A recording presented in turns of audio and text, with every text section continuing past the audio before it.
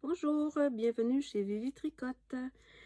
Je suis très heureuse de vous voir parce que j'avais tellement envie de vous communiquer mes techniques et mes trucs et toutes mes astuces quand vous faites mes patrons parce que vous me le demandez ça, puis c'est difficile d'expliquer quand on n'est pas en personne, j'ai un petit peu de difficulté. Alors, les vidéos comme ça, ben, je pense ils vont vous aider, puis je pense que vous allez aimer. Donc, si ça vous dit, abonnez-vous à ma chaîne parce que on commence aujourd'hui avec le tuto numéro 1. On va parler des mailles torse. Les mailles torse qui sont principalement utilisées pour les amigurumis.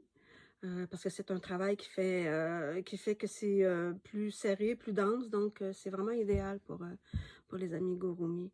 Et je fais les mailles serrées torse, je fais aussi les demi-brides torse et aussi les brides torse. Quand je fais un amigurumi, tout est torse. Donc, je vais essayer aussi, non, je vais vous dire d'abord, parce qu'il y a plusieurs appellations à la maille torse. Vous allez, parce que des fois, si vous avez un patron qui vous dit une maille en X, là, ben, vous allez savoir que la maille en X, c'est aussi une maille torse qu'on appelle. Il y a la maille jetée en vert, qui est la maille torse, le point de croix au crochet, qui est la maille torse, et le point russe torse. C'est toutes des mailles. Que ce soit une maille serrée au point russe, ben, ça va être une maille serrée torse, tout simplement. Moi, je l'appelle tout le temps comme ça. Même dans mes patrons, je dis pas toujours que c'est des mailles torse, parce que au début, ben, ça fait longtemps, Vivi Tricotte existe depuis 2014, officiellement. Mais je fais des petits amigurumis depuis un petit peu plus longtemps. Je tricote et je crochette depuis, mon Dieu, 50 ans. J'avais 12 ans quand j'ai commencé. Oh non, je voulais pas dire mon âge. Trop tard. Ah, c'est juste drôle. On aime ça. J'aime ça depuis très longtemps, faire du crochet. Ça, vous allez pouvoir le voir. Euh, dans mes patrons, moi, j'écris maille serrée. Donc, vous aurez le choix de faire une maille standard ou une maille torse. Euh, Puis c'est ce que je vais vous montrer aujourd'hui, à faire la maille torse en maille serrée. Je vais vous montrer les demi-brides et je vais vous montrer aussi les brides. Donc, juste pour vous montrer, j'ai fait une petite boule. Ben, j'ai fait un petit chattange. J'ai mon patron, là, le petit chattange ici. Mon patron qui est en français et en anglais. Donc, j'ai fait la tête. J'ai commencé avec la tête. J'ai fait une petite boule avec les mailles standards ou les mailles classiques qu'on appelle. Et puis, je l'ai aussi fait avec les mailles serrées torse. Donc, je vous montre ici. On voit une légère différence. Il n'y a pas une grosse différence, mais c'est quand même... La maille torse, ça va être un petit peu plus petite parce que, oui, elle est plus serrée. Mais si vous préférez faire les mailles standards, vous faites votre petit amigurumi avec des mailles standards. Il n'y en aura pas de problème. Non, non, non, non, il n'y en aura pas de problème. L'important, c'est que tu t'amuses. Alors, ben, je te montre ça tout de suite. Fait que je vous reviens.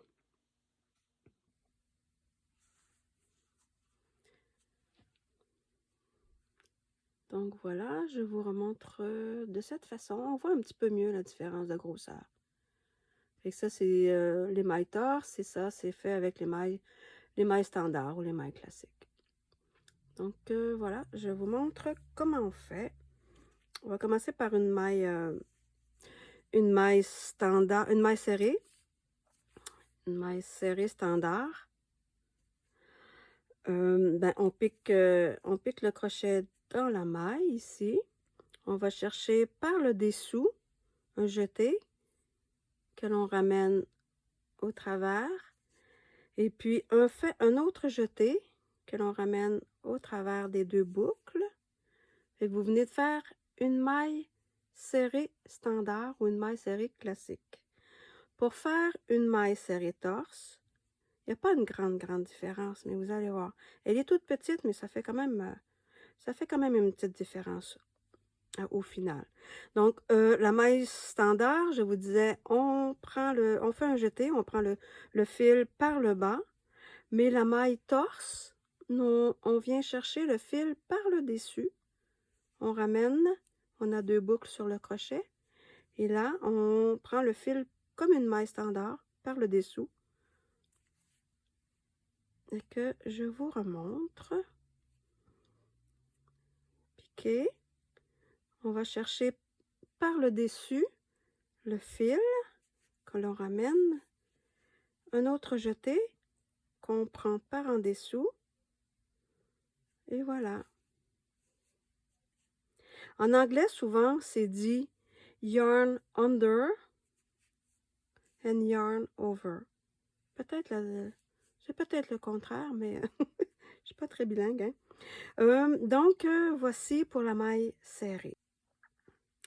Donc, je vous montre aussi la demi-bride. Une demi-bride, on fait un jeté, on pique au travers la maille. Une maille standard ou classique, c'est qu'on viendrait tout simplement récupérer le fil par en dessous. Mais la maille standard, c'est la même chose. La maille torse plutôt. On récupère le fil par le dessus. Et voilà. Je vous la refais. C'était pas clair, mes affaires. Donc, une demi-bride, on fait un jeté. On pique au travers la maille. On récupère le fil par le dessus. Et voilà, on a 3 mailles, 3 boucles sur le crochet. Un jeté qu'on récupère par le dessous. Et on passe au travers des 3 mailles. Voilà, je le refais. Un jeté, on pique au travers la maille, on récupère le fil par le dessus, on passe au travers la maille, on a 3 boucles sur le crochet, un jeté que l'on récupère par le dessous et on passe au travers des 3 mailles. Donc ça fait une demi-bride torse. La bride, elle, on fait un jeté, on pique au travers la maille, et comme pour la maille serrée ou la demi-bride, on récupère le fil par le dessus. Et les 2 autres jetés, pour finir compléter la bride, on récupère le fil par le dessous. Et voilà, une fois de plus, par le dessous. Et là, on a fait une bride torse. C'est moins utilisé, les brides comme ça, dans les amigurumis. C'est surtout, dans mes patrons, moi, c'est surtout la maille serrée et la demi-bride. Mais je fais toujours les mailles torse. Donc voilà, vous avez un petit aperçu de comment faire une maille torse. J'espère que ça vous a aidé. Donc, vous avez à la fin du vidéo, vous aurez tous les liens pour me rejoindre si jamais vous voulez me suivre sur Instagram, sur Facebook, voir ma boutique en ligne, voir ma boutique Ravelry ou Makerist aussi. Mes patrons sont sur Makerist pour les du côté européen. Donc, voilà. À la prochaine!